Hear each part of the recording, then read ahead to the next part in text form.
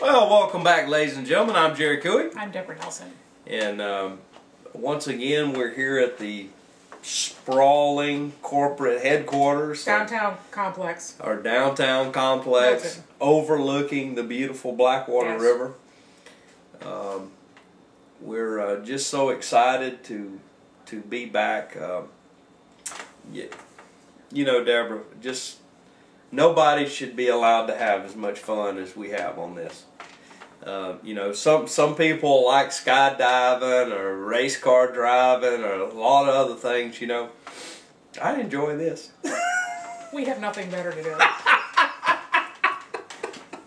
It's actually a sad commentary on both of our lives. Somebody's got to do it. The print media won't do it. Channel 3 won't do it. You know, you can't get anybody else to talk about this stuff. That's true. You know, I mean, you thumb through the newspaper and, you know, there's stories about a potential hurricane, you know, but... I think it's fair to say that our program gave by far the most extensive analysis of the state attorney report Yeah. on the sunshine law issues. Yeah. Well, I think we did. You know, look, that whole topic. Look, ladies and gentlemen, that's almost a 6-year journey for me. Yes. But we accomplished what we needed to accomplish. Yes, right. Now I will tell you this. One of the things in the report is that, and when we're talking about the requesting information, Yes. the state attorney's office stated in this report that, well, there's only one outstanding one left, and you know, team is done. You know, they're trying harder. I'm sorry I brought it up because we're not going to discuss it today. Well, I shouldn't have even mentioned it. No, just very quickly. There's many things that have been requested that Team Santa Rosa hadn't fulfilled. An email was sent recently. Of course, been waiting since May the 15th of this year. You know, certainly past the time frame. Speaking of public-private agencies that step in the shoes of government and spend tax dollars, the Tourist Development Council Tourist Development Council has come under some fire recently. Now let's clarify, the Tourist Development Council is composed of area business people. I understand most of whom are own businesses that collect bed taxes. Right. And they get together and they decide how those bed taxes should be Right, spent. and the state law, you know, there's some guidelines there. They have to have representatives from cities, if there's any cities in the community. One of the things that has been brought forward about all of this is these same people. And this is not a derogatory comment about the people that are on there. Right. It is just evident that some of the same people have been on there for 11 and 12 years. There was a complaint that there's never any new blood allowed onto the board. That they you know, they keep putting the same people on there, and it's just a small group of people who are running the show. And we're talking about millions of dollars, tax dollars, that go into this this agency every year. Just to let our viewers know, they collect over $1 million a year off the bed tax. Typically, the collections are around 1.1. And they handle a lot of the advertising for tourism for the area. Right, and you know, and that's a topic of discussion that's near and dear to me, because one thing that we realized, I've of late taken a little interest in this organization, and you know, look, ladies and gentlemen,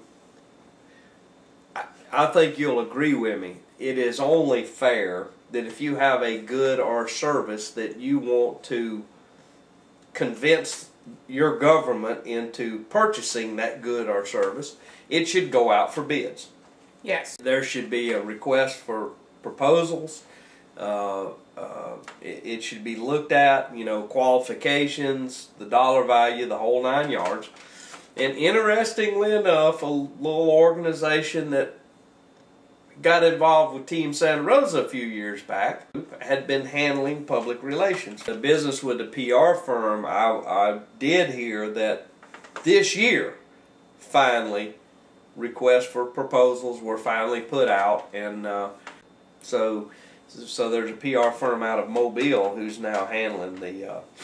And I don't think there's any reason for any agency that receives that kind of public funding to do any kind of major contract without bidding it out. Well, absolutely. I mean, the base, and look, my numbers may be a few hundred either way, but the base fee, if they didn't do anything additional, the base fee was over $7,000 a month. That was just to do work on a web page, and then if there was additional things that were done or additional advertising done, it was more on top of that. So, you know, from a sense of fair play, yes, I believe that this is a big amount of money here. $1.1 million collected. I understand they have upwards of about fairly close to $1.8 million is in the bank right now. It is an important thing. I'm okay with that. The bed tax allows us to advertise, maybe get more tourists in here, which is certainly, I'm fine with that. But from a sense of fairness, it should be open. There should be a process.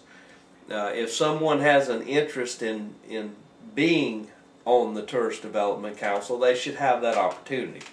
And right, someone who's works in that business, owns a business in that industry, and has an interest in seeing the industry promoted. And you know, it kind of almost mirrors Team Santa Rosa. Closed system, same people. You know, it's hard for an outsider to penetrate into this group. Well, the TDC has always had open meetings. Well, they've always had open meetings, but right. But how you get on the TDC board has now the final approval. They'll recommend. There'll be a group within them who will recommend candidates, and then those candidates will go to the county commission, and ultimately the county commissioners approve who gets on there. One of the suggestions was, why don't you make sure you have at least 2 candidates? Yeah, for each chair that you recommend. And I want to repeat what Commissioner Williamson said. You know, he said, we're responsible for the TDC. We have, you know, this is kind of an oversight thing.